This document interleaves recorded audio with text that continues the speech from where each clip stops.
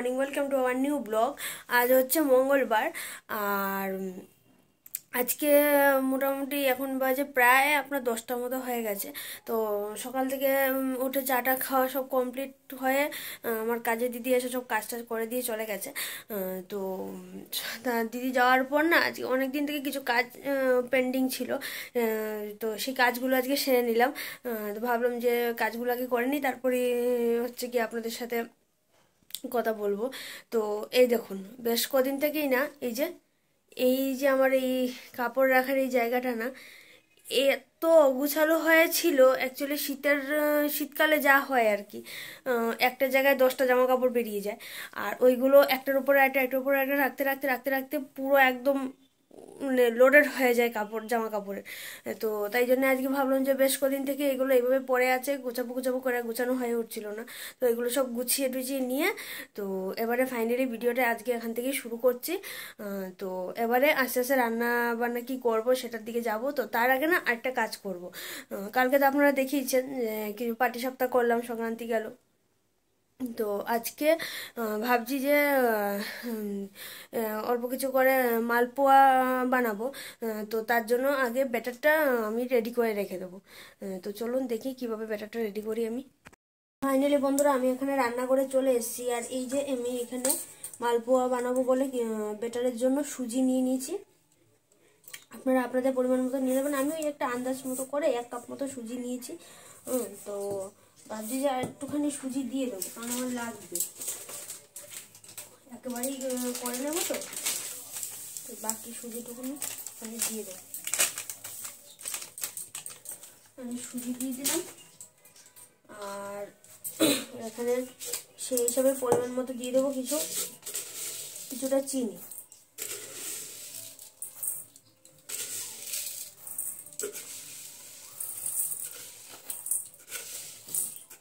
এখানে বেশ অনেকটাই চিনি দিয়েছি।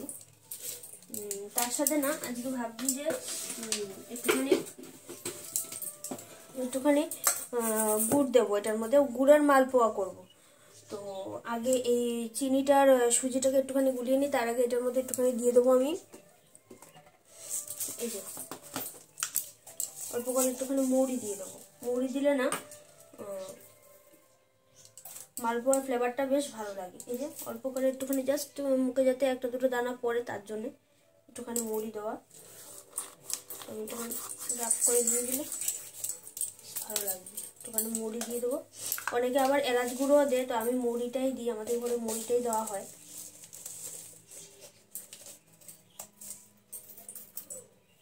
একটুখানি মৌরি দিয়ে দিলাম, বাস। একটুখানি নুন দিয়ে দেবো, আন্দাজ মতো নুন দিয়ে দিলাম।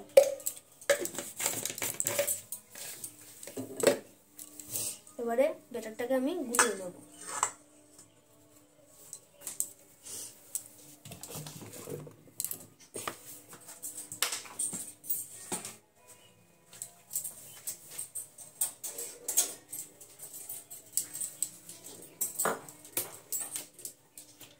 গুড়টা আমি যখন পিঠেটা করব তখন আমি গুড়টা অ্যাড করব, যখন ময়দাটা গুলবো তখন। তো আপাতত শুধু চিনিটাকে আর সুজিটাকে এখন আমি একটুখানি ভিজিয়ে রাখবো, কারণ সুজিতে তো আপনারা জানেনই অনেকটা জল টেনে নেয়, সুজিটা ফুলে যায়। তো তাই জন্যই সুজিটাকে এখন একটুখানি বেশি করে জল দিয়ে ভিজিয়ে রাখবো, যাতে সুজিটা যতটা জল টানা সে টেনে নেবে। তারপর সেই বুঝে আমি ময়দাটা আর গুড়টা অ্যাড করে সেই হিসাবে আমি জল দেবো যতটা আমার প্রয়োজন হবে। তো তাই জন্যই আগে আমি এই নুন, মৌরি, চিনি আর সুজিটা ভিজিয়ে রাখছি। মৌরিটা পরে দিলেও হয়, আমি এখনই দিয়ে দিলাম, পরে যদি আবার ভুলে যাই, কারণ আমি প্রচণ্ড ভুলে যাওয়া মন আমার প্রচণ্ড, তাই জন্য। তো যখন বেশ অনেকটা জল দিয়ে আমি এখানে এটাকে ভিজিয়েছি।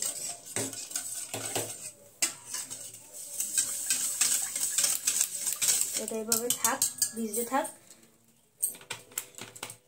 যখন আমি পিঠেটা করবো, রান্নাবান্না সব কমপ্লিট হয়ে গেলে বিকেলবেলায় বসে বসে ভাবছি পিঠেটা করে নেব। তো যখন আমি করব তখন আবার আপনাদেরকে দেখাবো যে ময়দাটা আর হচ্ছে আপনার গুড়টা ঠিক কতটা পরিমাণ দিলাম। তো বন্ধুরা, আপনারা তো দেখতেই পেলেন যে আমি এখানে সুজিটা ভিজিয়ে রেখে দিয়েছি মালপোয়ার জন্য।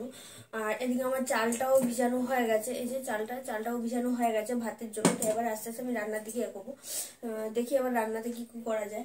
তবে সকালবেলা আমি ঘুম থেকে উঠে ফার্স্ট আগে ফ্রিজের থেকে মাছটা বের করে রেখে দিয়েছি, যেহেতু মাছটা ডিপ ফ্রিজে রেখে দেওয়া হয় রাখি আমি, তাই জন্য মাছটা আগে বের করে রেখে দিয়েছি যাতে মাছটা বরফটা ছেড়ে যায়, জল দিয়ে ভিজিয়ে রেখেছি।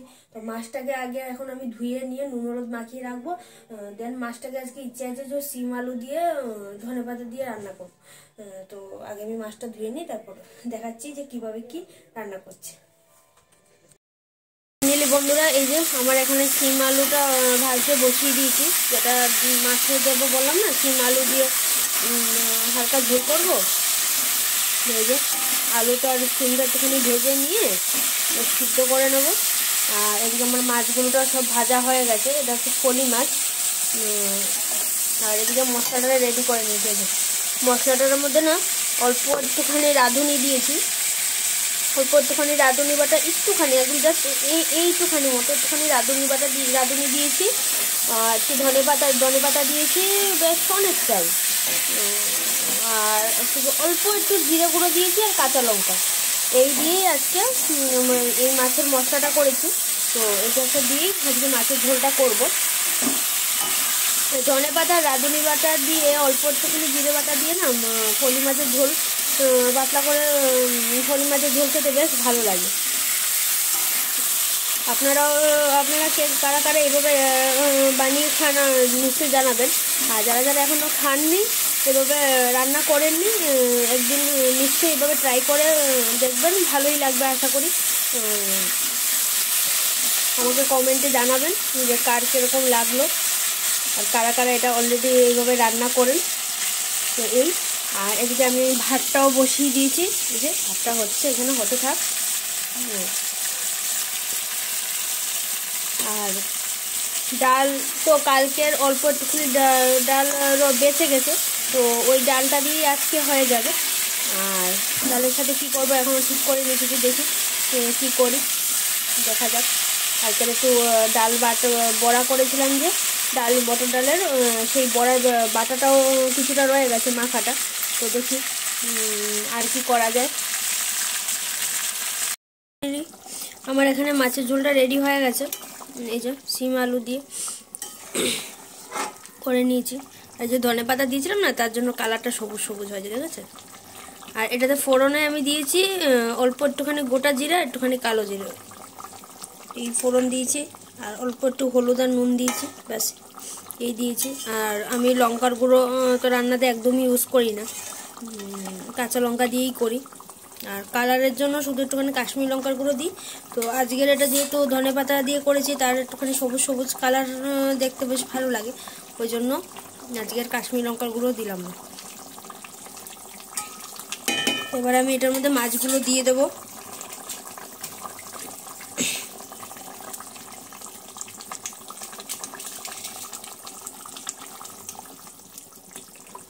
আর এদিকে রান্না করতে করতে ওই দিক থেকে ও ফোন করেছিল, ও চলে আসছে বাড়িতে। আর মোটামুটি লেগে যাবে আপনার আধ ঘন্টা থেকে 45 মিনিটের মতো লেগে যাবে ও আস্তে আস্তে। তো তার আগে আমার রান্নাবান্না প্রায় হয়ে যাবে।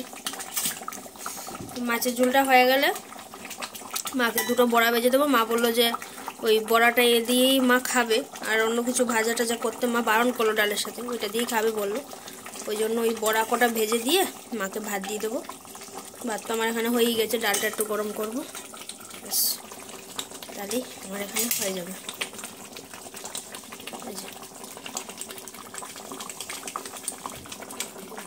মাছের ঝোলটা হয়ে গেছে, একটুখানি ফুটলে জাল হয়ে গেলে আমি নামিয়ে নেব।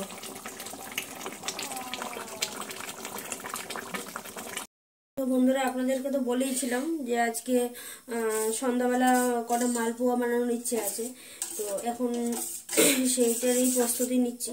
তো এখানে আমি এই যে তেলটা গরম করতে বসিয়ে দিয়েছি, আর এদিকে আমি একটুখানি এখানে পরিমাণ মতো আপনার ময়দা দিয়ে দেবো। সুজিটা আর চিনিটা বেশ ভালোভাবে ভিজে গেছে। তো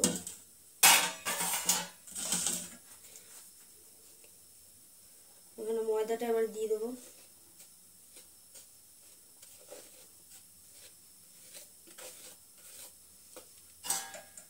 অল্প অল্প করে মিশাতে থাকবো, অল্প অল্প করে ময়দাটা দিয়ে অল্প অল্প করে মিশাতে থাকবো। এবার মিশাতে মিশাতে থিকনেসটা বুঝবো যে ঠিক আমার কতটা ময়দা দিতে হবে। তার মধ্যে না আমি একটুখানি আবার এই যে ঝোলা গুড়টাও দেবো। এই যে গুড়টা রয়েছে আমার, ঝোলা গুড়টা, এটা দেব। এবার একটু ইচ্ছা আছে যে এই গুড়টা দিয়ে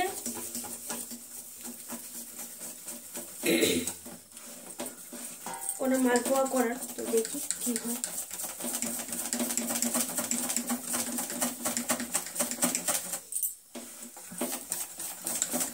আর না এটার মধ্যে একটুখানি জল লাগবে, কারণ অনেকটাই সুজি দিয়েছি। তো যদি পরিমাণে অনেকটা না বাড়াই তাহলে নাহলে আবার শক্ত হয়ে যাবে। অল্প একটুখানি জল দিয়ে দিলাম, আর একটুখানি ময়দা দেবো।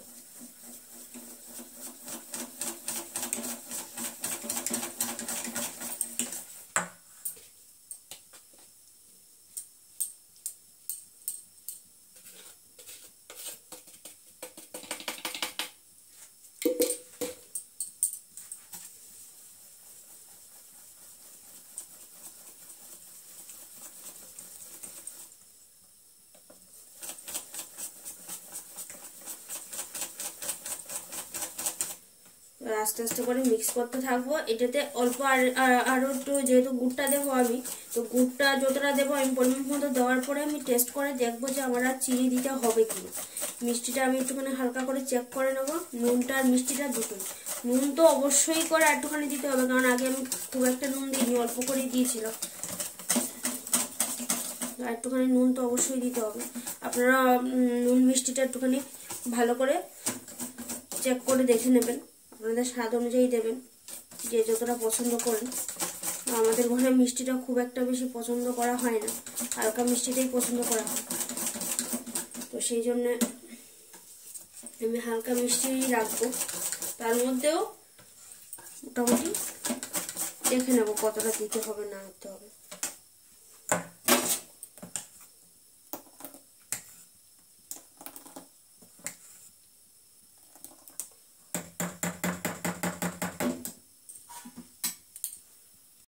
বন্ধুরা এই যে আমি এখানে গুড়টাও দিয়ে দিয়েছি, গুড়টা দিয়ে দিয়েছি।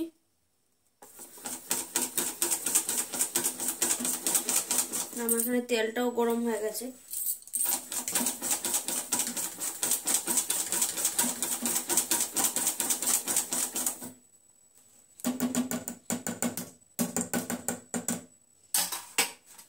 তো এবারে না ফার্স্টে আমি অল্প একটুখানি দিয়ে দেখবো যে এটার মধ্যে কি আর একটুখানি ময়দা দিতে হবে নাকি ব্যাটারটা একদম ঠিক আছে। তো ফার্স্টে আমি একবার টেস্ট করে নেব। যদি দেখি যে না ঠিকঠাকভাবে ফুলছে, ঠিক আছে, তাহলে আর ময়দা দেব না।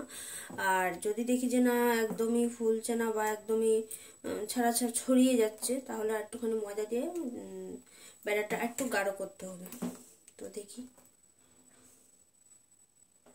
তুমি অল্প একটুখানি দেখে দিয়ে দেখি।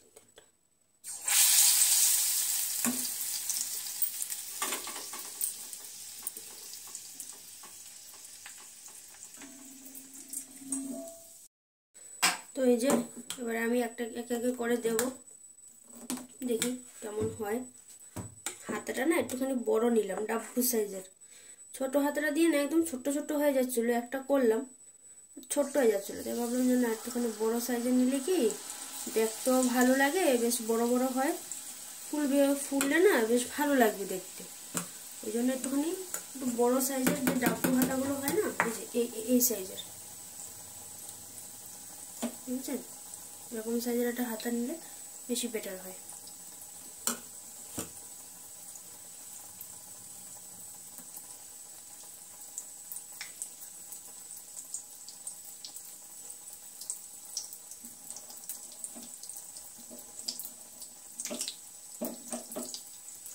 আর এই মালপোয়াগুলো যত হালকা আছে করা যায় ততটাই বেটার। আর উপর থেকে এরকম তেলটা দিয়ে দিলে না উপরটা বেশ ভালো ফোলে।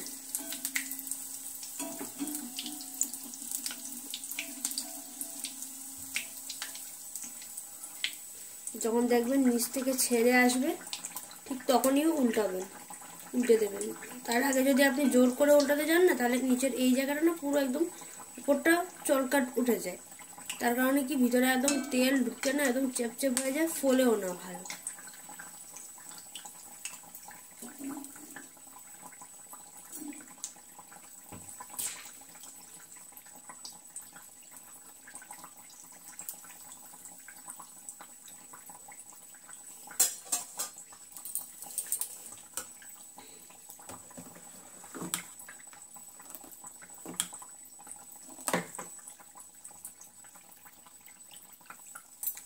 তো বন্ধুরা এটাকে যত কম আছে আস্তে ধীরে একদম একটু সময় লাগিয়ে ভাজবেন না এক একটা পিঠেকে, যতটা মানে আপনার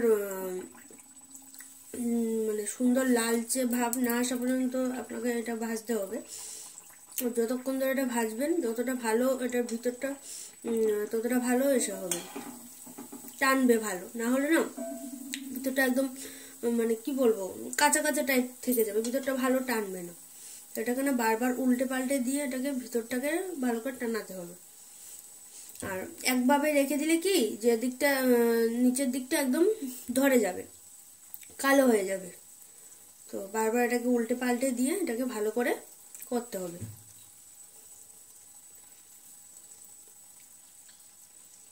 যখন দেখবেন যে আস্তে আস্তে এই বাবলসগুলো কম হতে শুরু করেছে, যতটা কমে আসবে বাবলসগুলো ততটাই ভাববেন যে আপনার এটা ভিতর দিকে টেনে আসছে।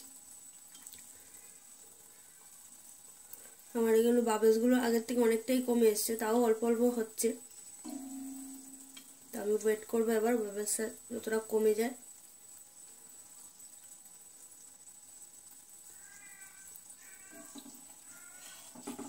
আপনাকে কিন্তু বারবার করে এদিক ওদিক এপিট ওপিট করে দিতে হবে, না হলে এই দেখুন কালচে কালচে ভাব চলে আসবে।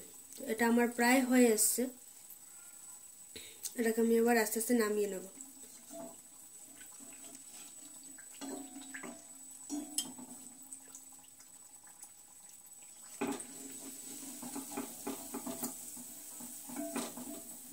তো দেখুন কত সুন্দর এটা ফুলেছে, আপনারা নিশ্চয়ই এটা দেখে বুঝতে পারছেন কতটা ফুলেছে। দেখুন দেখতে পাচ্ছেন কতটা সুন্দর ফুলে গেছে।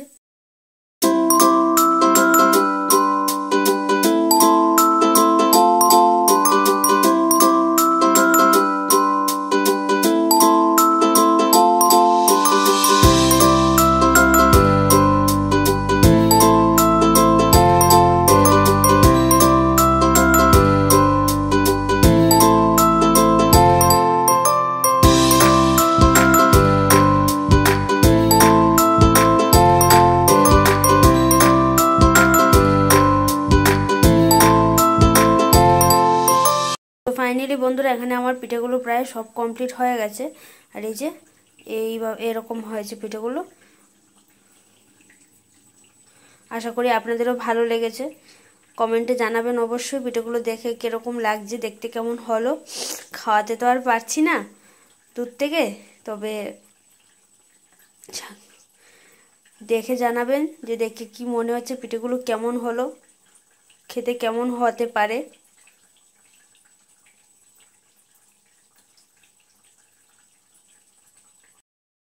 তো বন্ধুরা স্যার এখানে দুপুরবেলা না আস্তে আস্তে প্রায় বিকেল হয়ে গেছে আজকে কাজ থেকে ফিরতে ফিরতে। তো আসলো, স্নান করলো, খাওয়া দাওয়া করলো, দেন একটু রেস্ট করলো, কারণ আজকে স্যারের শরীরটা একদমই ঢিলা ঠান্ডা লেগে গেছে হালকা একটু। ওষুধটা একটা খেলো, খেয়ে ঘুমালো, এবারে আবার কাজে দৌড়াচ্ছে। তো এবার বলো কিছু, সারাদিন তো দেখা হয়নি। সারাদিন দেখা হয়নি, কাজে ব্যস্ত তো তাই। তারপর বন্ধুরা কেমন আছেন? ভালো আছেন নিশ্চয়ই, অবশ্যই ভালো থাকার কথা। তাহলে আবার কালকে কখন আসছো? কালকে আস্তে আস্তে 11:30 12টা বাজবে। বন্ধুরা সবাই ভালো? তুমি কেমন আছো? আমি ভালো আছি। একটু শরীরটা ডিসব্যালেন্স হচ্ছিল, আমি ফিট है अभी फिट है? একদম। চলো এবার সবাইকে টাটা বলে দাও তুমি। ওকে টাটা। ঠিক আছে চলুন, ও বেরিয়ে যাক, তারপর আপনাদের সাথে আবার দেখা হচ্ছে। আবার কালকে দেখা হবে। আবার কালকে দেখা হবে, তাই তো? ঠিক আছে চলো, সাবধানে, হ্যাঁ। সো ফাইনালি গাইজ আমাদের সব ডিনারগুলো কমপ্লিট হয়ে গেছে আমার আর মার। আর তোমরা তো দেখতেই পেলে যে ও হাটে চলে গেছে, ওর শরীরটা খুব একটা ঠিক ছিল না আজকে, কিন্তু যেত না। কিন্তু হাটে একটু অনেকটা ইম্পর্টেন্ট কাজ পড়ে গেছিলো, না গেলে না হয়, তাই জন্যে হাটে গেছে। তো যাই হোক, এখন একটু আগে আমাকে ফোন করেছিল, বললো যে এবার একটুখানি সুস্থ আছে, শরীরটা ঠিক লাগছে যেহেতু ওষুধটা খেয়ে গেছে। তো আমাদের এখানে আমার আর মার ডিনার কমপ্লিট হয়ে গেছে। তো আজকের জন্য ব্লগটা এই পর্যন্তই রাখবো। আবার দেখা হবে কালকে একটা নতুন দিনে নতুন কিছু নিয়ে। আপনারা সবাই ভালো থাকবেন, সুস্থ থাকবেন, সাবধানে থাকবেন, হাসি খুশি থাকবেন। আর যদি এই ব্লগটাতে একটু কিছু ভালো লেগে থাকে তাহলে please do like, comment, share and subscribe. আর আজকের মালপোয়াটা দেখে আপনাদের কি মনে হলো, ভালো হবে কি খারাপ হবে, বা যদি কিছু ভুল টুল থেকে থাকে তাহলে অবশ্যই কমেন্ট করে জানাবেন। আপনাদের মতামত আমার জন্য অনেকটাই প্রয়োজন।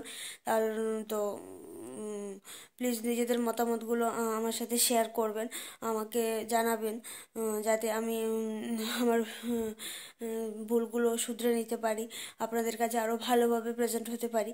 তো যাই হোক, আজকে এই পর্যন্তই রাখবো। তো গুড নাইট।